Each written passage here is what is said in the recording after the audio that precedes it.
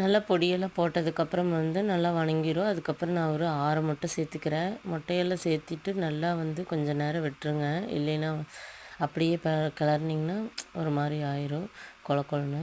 இப்போ அழகா வந்து அப்படியே கொஞ்சம் நேரம் விட்டு வந்ததுக்கப்புறம் அப்படியே சைடில் அப்படியே இது பண்ணி பெரட்டி பெரட்டி விட்டிங்கன்னா நல்லாயிருக்கும். அதுக்கப்புறம் அப்படியே பெரட்டி பெரட்டி விட்டு ஒரு 2 நிமிஷத்துக்கு ஒருக்கா பெரட்டி பெரட்டி விடணும். அப்போ தான் வந்து நல்லா வேகும். வெந்ததுக்கப்புறமா வந்து கொஞ்சம் கொஞ்சமாக அப்படியே பெரட்டி பெரட்டி விடும்போது தான் வந்து டேஸ்ட்டாக இருக்கும். நாம் வந்து அப்படியே போட்டு இது பண்ணும்போது ஒரு மாதிரி ஆயிரும். இந்த மாதிரி நல்லா வேக விட்டு பெரட்டும்போது நல்லா பொல பொலன்னு நல்லா உதிரியாட்டம் நல்லாயிருக்கும். சாப்பிட்றதுக்கும் வந்து டேஸ்ட்டாக இருக்கும்.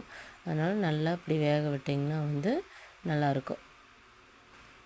எல்லோரும் என்னோடய சேனலை சப்ஸ்கிரைப் பண்ணுங்கள், ஷேர் பண்ணுங்கள் மற்றவங்களுக்கு. இந்த மாதிரி குக்கிங் வீடியோ வேணும்னா கமெண்ட் பண்ணுங்கள். தேங்க்யூ.